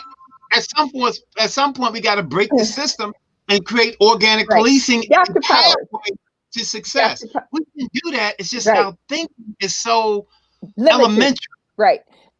Dr. Powers, one of the things I think is really interesting, and thank you so much for this input, because it's really important and people really need to hear this. And I've had a real problem with the majority of our police force coming out of Pennsylvania in an environment where there's a lot of problems and racism to begin with in that state. And it's been tracked and monitored. So we know that there are some issues already up there. So with this new administration, give us 3 things that you think that this new mayor and his leadership should do about the policing and how we can make this new change and bringing in new environments, new personnel. Yeah, one thing that I will say, the consent decree is a wonderful document. It just had to be implemented in the right way. I think you have Dana Moore now, who's going to be head of the Office of Civil Rights, and also she's going to oversee policing. I think she's been a civil rights attorney. She has some great ideas how to do constitutional policing and effective policing. So I think that you've got to look at the police department and say, we need better homicide detectives. In other words, if you're a homicide detective and you haven't solved a homicide in 2 years, then you may be a detective, but you're going to be doing burglaries and robberies. I think we have to do that, just like we do in the NFL or NBA or any place else. If you're not a great point guard, you can be a guard, or you can be the 6th, the 12th man, but you can't be in the field anymore. So doing that, being aggressive in doing that, and making demands, as I said earlier, I don't want to hear any more about homicides from the commissioner. Anytime I hear about homicide, I need the chief of homicide. I need to look in his face and say, you're not just a homicide detective. Let me be clear about this. You're the chief of homicides and you've got a 30%. Then we change him. So I think that restructuring and a focused and aggressive restructuring on the police department is great. The other issues that he's talking about dealing with, the homelessness, the education system, how in the world can this education system be so bad for so long? Right. For children, for so bad for so long, an aggressive approach to that. Now, Joe Biden was one time thinking about taking Sandalista and bringing her to head the Department of Education in the federal government. You don't get that position unless you turn Baltimore around. You can have it. You may be qualified. You may have skills, but I cannot if you're the coach of a football team and your team have lost every game and I'm trying to promote you, that doesn't even make logical sense. Nothing against her, but be successful before I take you there, before I promote you to the Peter principle, to your level of incompetence, right? Somebody has to turn this education system around. I know it won't change overnight, but we can't keep saying over and over again it won't change overnight. Over and over again, and we're saying that every 10 years. Especially when Black people are in charge of every single system. But simply being Black doesn't make you competent. We're clear on that. No, it doesn't, but we can't blame racism for it if we are in control of changing it. I agree with that, and it's still a racism element to it because the people who are in those positions have been socialized by racists to be incompetent in their positions and to be afraid about people. But we can change that. Let me say this to you, and I've always said that I would never. I don't have no intent in going into politics. I wouldn't want to go into politics. But if I did, I know I would only last one term because the changes would be aggressive. I wouldn't care about re-election. I wouldn't care about feelings. For the first time, can somebody do this job with one goal? Please. Changing the condition of our people. And if I never get elected again, I will make connections where Donnie can hire me as a consultant after these 4 years, because I go to Donnie and say, Donnie, I'm not going to be mayor after these 4 years because I'm going to make some people angry. So I'm going to need a job. And I'm telling you this before I start because I know I'm never going to be reelected. Can somebody take those positions and without being eloquent, without being trying to be kind and nice, just say, every single department of the city is going to do the right thing for the sake of the people. I'm going to make sure that Kelsey not only is running Think Black, but that she's got a position in the administration that is creating Think Blacks for every Black child. She's going to be head of entrepreneurship and going to get the help she needs. And I'm going to do that right away. Listen, how do you buy a Hilton hotel downtown and not have a concentration that trains people for hotel and restaurant management? You Right. got Hello. a hotel. Black people, if I made today, if I told Kelsey, you're going to run the gift shop at the Hilton Hotel, guess what she never has to do? You don't even have to advertise. But she's learning entrepreneurship in a place that she don't have to advertise, but she's learning how to order, how to run business. If I tell someone else, you run the fitness shop in a hotel, if, as Marion Barry did, I said, from now on, Marsha, you're going to get the cleaning contract for the sheets at the Hilton. Yep. Every hotel in this city that want to open up have to give you the cleaning the cleaning contract for their sheets. You'd be a millionaire in a year. All you're doing is clean sheets. You say, well, I don't know how to do that. Well, I'm going to open up a laundromat, and they're going to have to bring, you know how many sheets get changed in a hotel? These are the things that we can train young people in. They can make money. I don't really care if they're not suited to go off and be technician or scientists. They damn sure know how to wash sheets. And the contract alone for hotel sheets in this city could take young people, give them entrepreneurship, make them millionaires very quickly. They could run. And I could tell the Sheraton, I could tell every hotel that people like Kelsey is going to run your gift shop. People like Kelsey, now you can build here. I'm glad you have a hotel, but I want her in charge of the gift shop. In the Hilton is Kelsey's gift shop. And she can have that Think Black gear in the gift shop at the Hilton. And not only can she do it online, but this is the kind of thinking it takes. Now, let me tell you, you upset a whole lot of other people who don't look like us when you begin to take over and entrepreneurship like this. That's why I say I'm going to get one term, then I'm going to need Dr. Howard. Because the people who've been getting these $1 million, you're gonna need me too, because they're gonna come for you, and I need to protect you. You're gonna run for governor? Why don't you run for governor, Dr. Powers? Run for governor. I'm gonna need you to protect me, but I'm also going to make this a one-term thing. And if you get reelected, I get reelected, but I don't have any desire to run again. I'm not running for something. I'm running away for something, and I'm making these kind of. There's no way that Kelsey shouldn't be a millionaire by the time she's 20. She's brilliant. She's bright. She's got an idea. She's got an app. She got Black people all around her. She's got J. Wendell Gordon and Johnny Glover. If she does not, we have failed. She hasn't failed because she's already shown the motivation, the energy, and all we got to give her is the opportunity, and the world is hers. If she is not successful, she's monetizing. We didn't ask her how she's monetizing that app, and we need to make sure her legal piece is tight, right? Jay Wendell, we didn't ask her those questions. Johnny, we're going to do all of that offline. Marsha, we've got to wrap this show up. The final word. The final word is that this. Well, you get the next to the final word. Then we'll go around the horn. Let's start with you.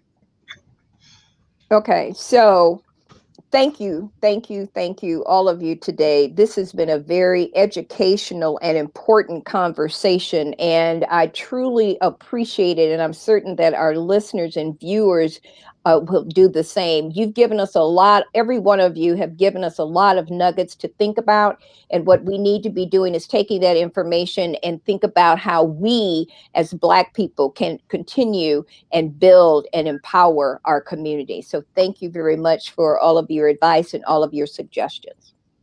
And Happy New Year. Kelsey? I just wanted to say thank you for allowing me to be here and listen and be able to soak up the information. I really do appreciate it, especially coming from older, intellectual people. It means a lot. And download Think Black on Apple, Android, List. Give feedback. We're still in early stages of development, so it's important to really optimize the product and make it useful to Black businesses. Kelsey, there was one person you did not plug. Oh, my mom and my dad. I want to plug them just because they've helped a whole lot. This whole thing. My mom has helped me add businesses and do everything. My dad's helped me with the business side of it, but my parents have definitely helped. What are their names? What are their names? Kimberly Lyles and Quay Parker.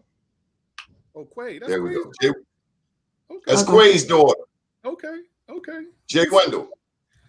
So, Dr. Powers, I want to thank you for refreshing our minds here today and helping us to avoid truth decay. Okay, I really appreciate that. And Kelsey, I think you're more proof that there's not a limited pool of Black talent. We've just been drowning in the white one for too long. So I'm so happy that you're here. I can't tell you how much I'm proud of you. Now I know who your father is, so I'm not surprised anymore. You know, initially I was surprised. 15, wow, she's fantastic, she's amazing. But where's your father? So I expect that from you.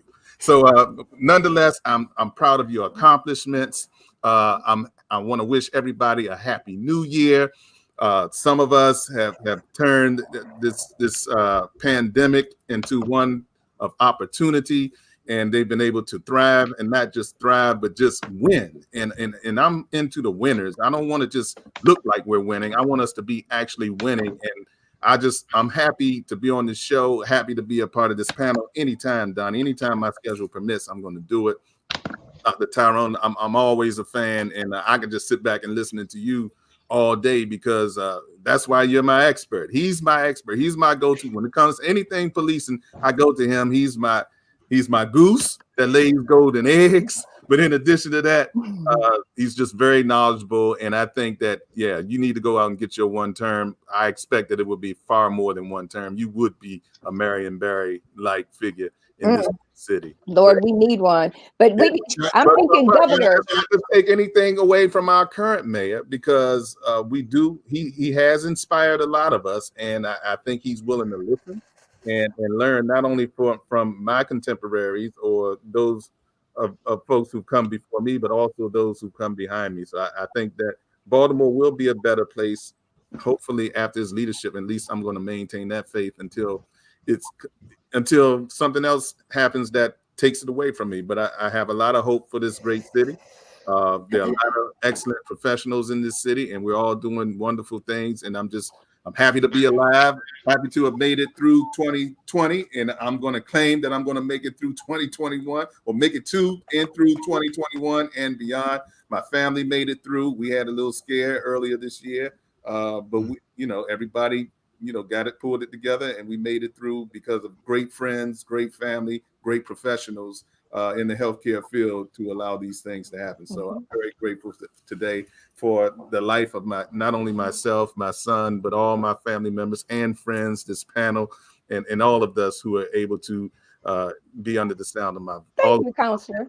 Thank you. My voice. Thank you. Thank you. China Boat Terrell. So I have a blessing for all of us, and my blessing is this. I pray that each of you here and each of you listening is blessed beyond measure in the new year. And I pray that you will have hope that becomes faith, that becomes inspired action for all of the dreams that each of us holds dear in 2021. And may we all be prophets for truth and change. We read in the papers and hear on the air of killing and stealing and crime everywhere. We sigh and we say as we notice the trend. This younger generation, oh, where will it end? But can we be sure that it's their fault alone? Are we less guilty who place in their way so many things that lead them astray? Too much money, too much idle time, too many movies of passion and crime, too many books not fit to be read, too much evil in what they hear said. Too many children encouraged to roam, too many parents who won't stay at home.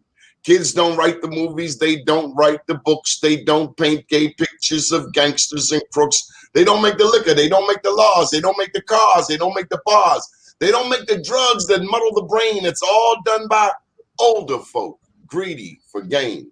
Delinquent teenagers, oh, how we condemn the sins of the nation. We blame on them, but by the laws of the blameless, the Savior made known. Who is there amongst you to cast the first stone? In so many cases, it's sad, but it's true. The title delinquent fits older folk too. Panel, Dr. Powers, China Book Terrell, Marcia Hughes, J. Wendell Gordon, and Kelsey Parker. A marvelous 2021 to you all. Good morning, Baltimore. Good morning, Baltimore. Good morning. Good morning.